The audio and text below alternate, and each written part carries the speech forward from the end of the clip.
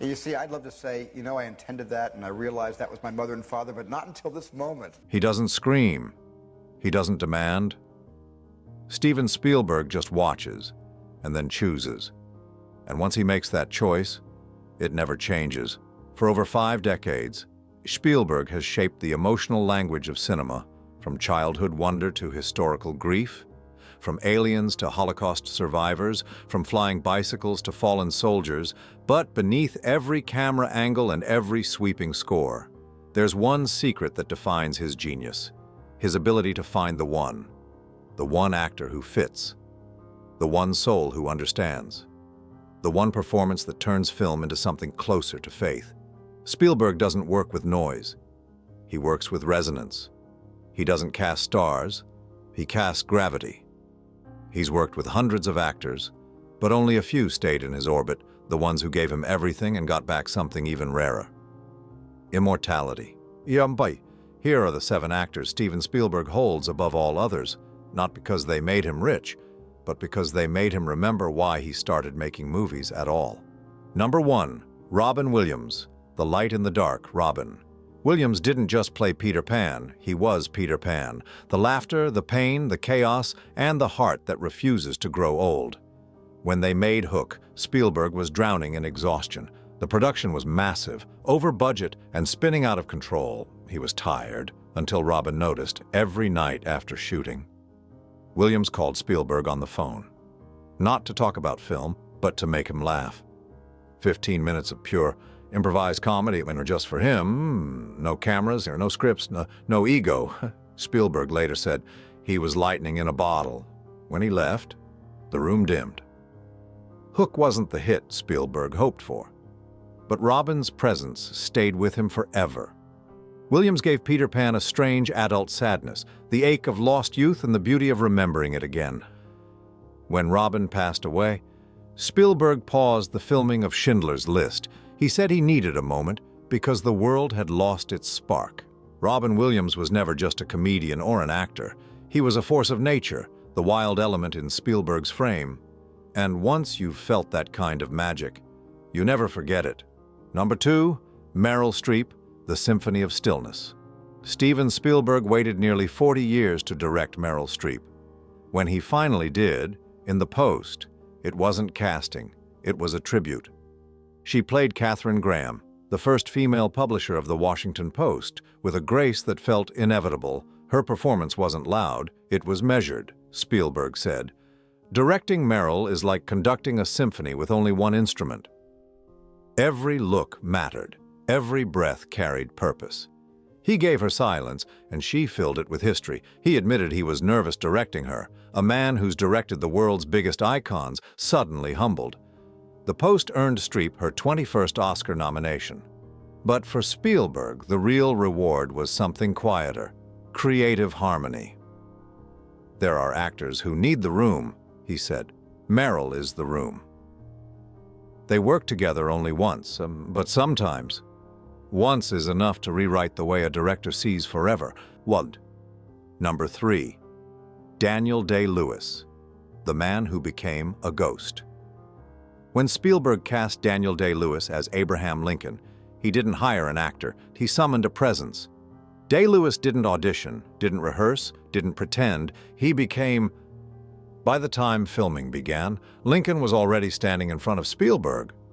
"He gave me the gift of time travel," Spielberg said. "There were moments I forgot we were making a movie." On set, Spielberg called him Mr. President, not out of theater, but respect. He stepped back and let Daniel breathe life into the role. No directions, no ego, just space. The performance was quiet but seismic, an act of possession more than acting. Day-Lewis won the Oscar, and Spielberg called Lincoln one of his most sacred films. After that, Day-Lewis retired.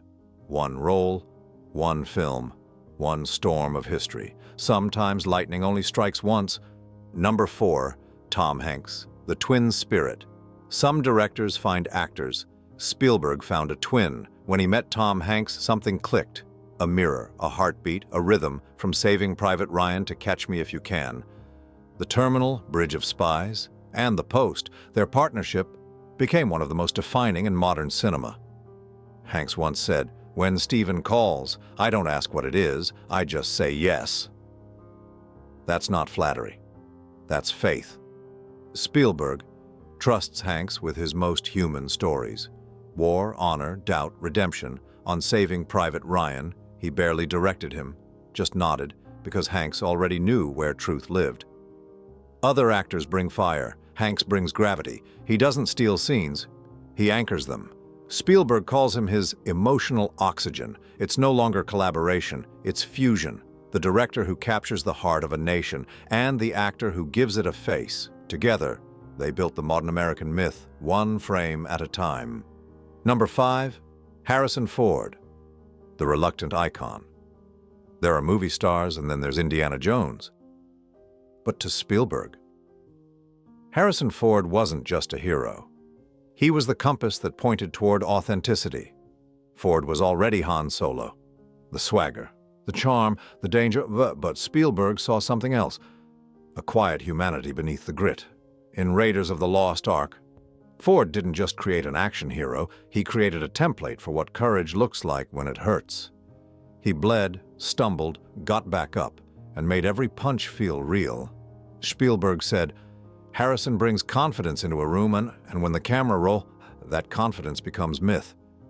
He refused doubles, insisted on doing his own stunts, and told Spielberg, "If I get hurt, you'll know it was worth it." Harrison doesn't campaign, doesn't chase fame. He shows up, works, leaves. That silence, that discipline, is why Spielberg calls him the most authentic leading man he's ever known. Number 6, Leonardo DiCaprio, the controlled fire. When Spielberg first met Leonardo DiCaprio, he didn't see a teenage idol. He saw a professional weapon, fresh off Titanic. DiCaprio was the world's heartthrob, but Spielberg saw a different pulse, restraint or intellect, and precision in Catch Me If You Can. DiCaprio became Frank Abagnale, a con man too smart for his own sadness. Under Spielberg's guidance, he transformed from boyish charm to emotional depth. Spielberg said, "He has a clock inside him, he never misses a beat." Their collaboration was clean, professional, wordless, no drama, no mistakes, just rhythm. The film redefined DiCaprio's career. It turned him from star to actor, though they only worked once. Spielberg still calls Leo one of the most exacting performers I've ever met. He once said that if he ever directs another biopic, he wants Leo back, because some instincts deserve another lifetime. Number 7, Richard Dreyfuss, The First Spark. Before all the Oscars and blockbusters, before E.T. and Schindler's List, there was a young man named Richard Dreyfuss, the actor who helped Spielberg discover his own voice. They met on Jaws. Spielberg's breakthrough, when everything was uncertain, the ocean was impossible, the budget was collapsing, the mechanical shark wouldn't work, and yet Dreyfuss stayed calm. He brought wit and warmth to the chaos. He made fear human. Then, just 2 years later, they reunited for Close Encounters of the Third Kind, a film that turned Spielberg's wonder into religion. Dreyfuss carried that movie with a kind of nervous curiosity that mirrored Spielberg himself. Young, obsessive, driven by awe, Spielberg once said, "Richard was my first leading man, and he taught me how to trust actors." Their partnership was short but foundational. Without Dreyfuss, there might never have been Indiana Jones or E.A.T. He was the first to show Spielberg that sometimes the actor is the compass, not the director.